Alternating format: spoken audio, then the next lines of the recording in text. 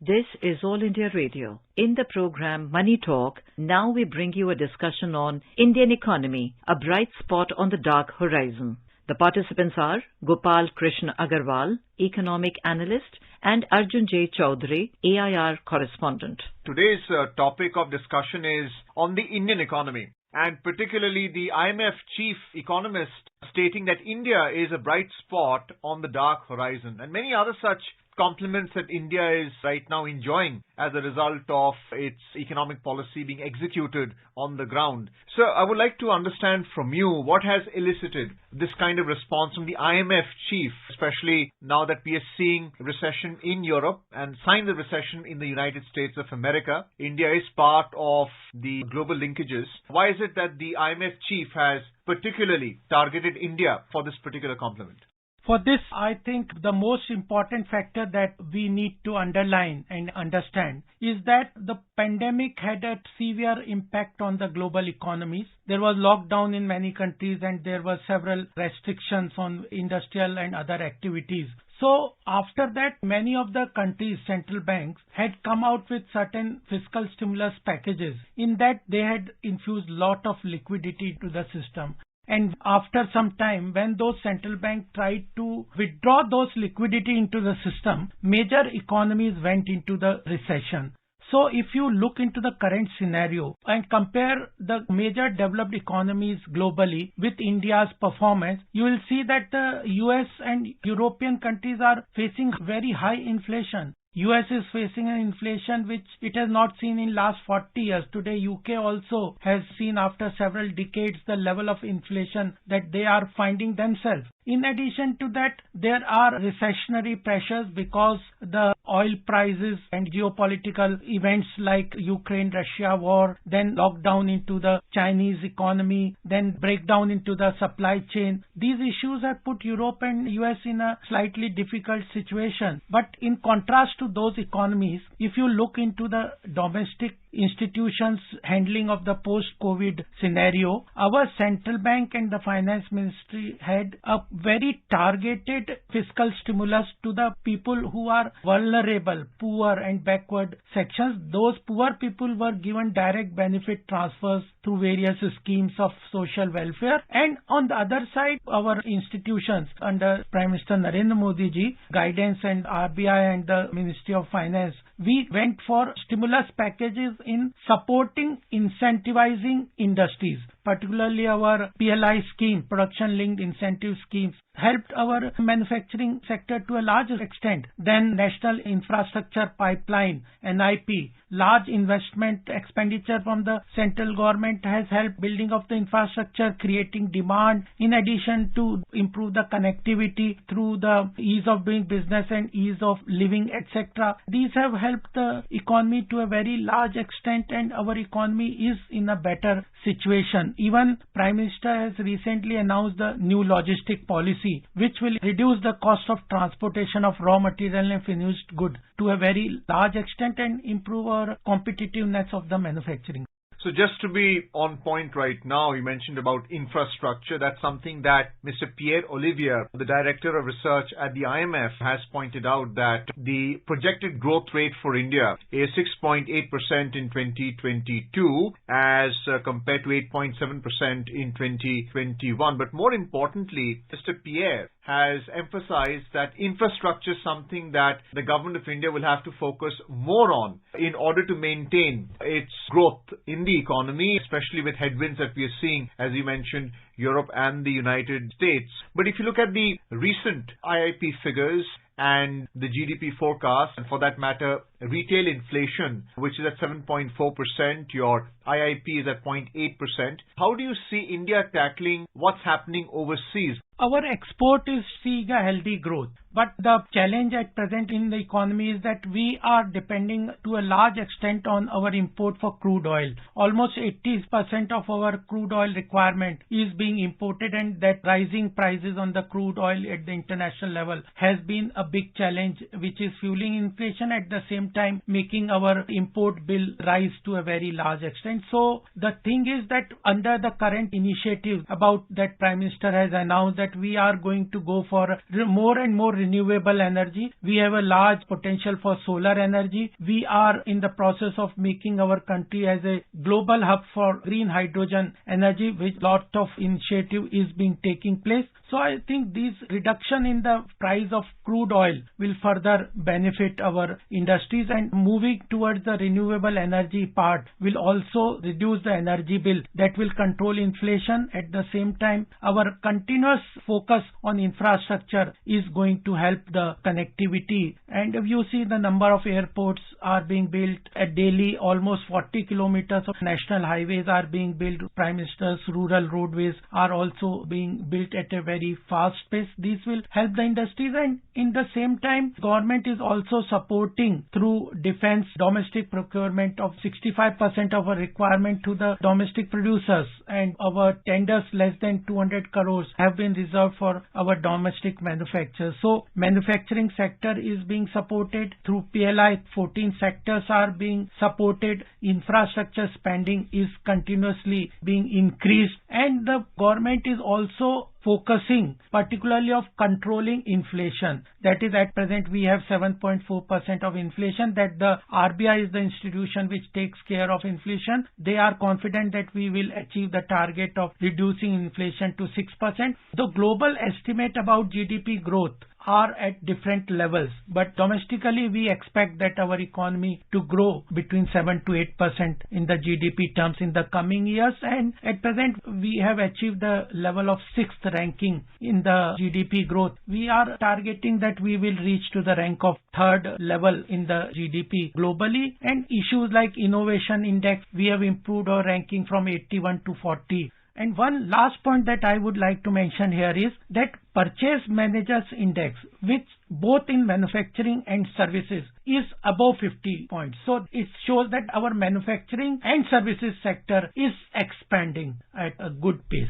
The RBI has raised the repo to 5.9%, but the demand for credit has not come down in any which way. However, inflation is a major concern. You mentioned about retail inflation. Wholesale price index is also above 10%, and that's a cause for concern. The IMF has projected for 2023 that the growth should be coming down to 6.1%. Again, at the beginning of the discussion, you focused on comparison. In comparison, India is doing much better. So you think the strategy of Government of India is to focus on domestic consumption and not rely so much on external trade in order to offset the headwinds that we are seeing globally? Government is taking both measures. That we are in process of signing a free trade agreement with US, European countries, and even Gulf countries and Australia. These are the important countries. If our industries integrate with their global and regional supply chain, our domestic industries will be benefited. We have seen the benefit in the automobile manufacturer sector, pharmaceutical sectors, even fintech seen a good growth. One important point that I would like to mention here is that this year's Nobel Prize on Economics went to those gentlemen. They said that the strength of the banking institutions determines the growth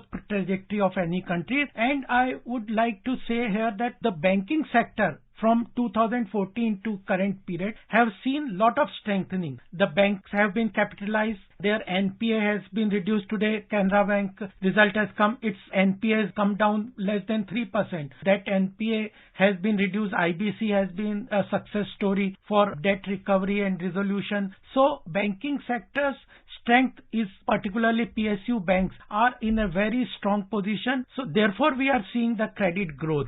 Plus, the asset reconstruction companies are also taking the NPA, the bad debt, off the balance sheet of these PSU banks. Just coming back to what the IMF, apart from stating that India is the bright spot on the dark horizon, you mentioned about length of period that India is going to be doing well. India will leave a mark on the world for years to come. You mentioned about FTA, you mentioned about bilateral agreements. We have strong bilateral agreements with the United States. We're importing crude oil from them apart from Russia as transnationally, or for that matter Australia as well, where our coal imports are being met. So how do you see other bilateral agreements which will not in any way leave our trade into a major deficit but help us push towards a surplus? How do you see that working out along with domestic consumption? The thing that in global treaties or bilateral treaties, there are bargains what you give and what you get. So strength of the bargain and good treaty depends upon how do you bargain. The important thing, if you see in last couple of years, if you look into the statement or what our MEA, Minister of External Affairs, has been telling on the international platform and what Prime Minister Modi has been telling is that our domestic interests have to be guarded and they are supreme. The one important example I would underline is when there was global pressure that we should not import crude oil from Russia or Ukraine, etc. There is a crisis. We kept the domestic interest at the sole decision-making process. So I think this is the criteria, this is the mindset that helps the domestic decision-making, and this is because of that. If we see there are certain delays with us signing trade deal with UK, we see that our domestic interests are not hurt in bilateral agreement. Therefore, we came out of RCEP and we did away through those ASEAN countries FTA because they were hurting our manufacturing sector, and we have moved towards the Europe and American countries to sign our FTA. These are the global supply chains which will benefit our domestic industries. So these bilateral trade agreements are helping our future economic growth and development. Also to remove the supply chain bottlenecks that was experienced by economies during the pandemic, and clearly this will also bring down commodity prices because the market would be more competitive if you have more such pipelines for imports of raw materials. Surely the problem at present in the rising commodity prices is that the supply chain is seeing a bottleneck in the containers. Because there was a problem in the China through lockdown, major container transportation, supply chain, etc. basically was driven by Chinese economy. Their global suppliers were finding difficulty, but the slowdown in the Chinese economy has come in the process, has been reducing the commodity prices. I think the global recession and lockdown in China and Chinese economy, and now our dependence on the import of metals and other raw materials from the shipping industries, etc., other supply chains are opening up. That will help into reduction of the commodity prices. Now, the rationale for the IMF to say that India is a bright spot on the dark horizon is because of the potential India is now displaying to the global economy, especially if you look at chip manufacturing as well, where the hub would be Gujarat. We have joint venture with chip manufacturers like Foxconn based out of Taiwan, and a lot of the manufacturing is now linked to the sensors and the chips that are manufactured. How do you see India jump from a $5 trillion economy to a $10 trillion economy, bearing in mind that all of this strategy is now being implemented, but it still has some time to be fully completed?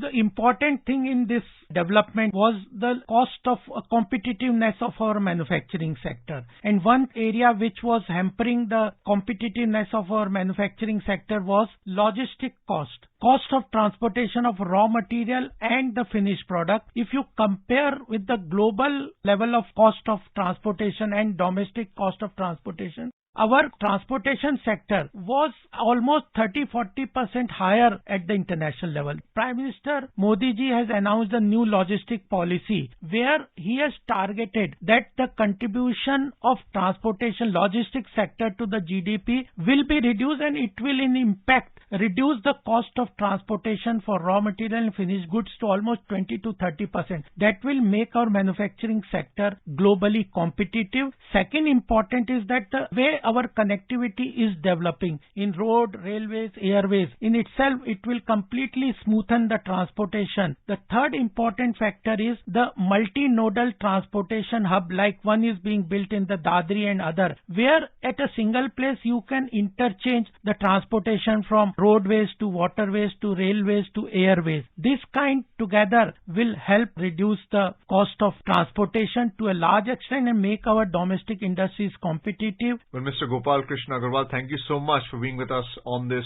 program and giving us your valuable opinion and expertise on explaining how the IMF chief has described India as a bright spot on the dark horizon under the umbrella, the ease of doing business. Thank you. Thank you very much. You were listening to a discussion on Indian economy, a bright spot on the dark horizon. The participants were Gopal Krishna Agarwal, economic analyst, and Arjun J. Chaudhary, AIR correspondent. This program was produced and presented by the News Services Division of All India Radio. You can listen to it on our mobile app, News on AIR.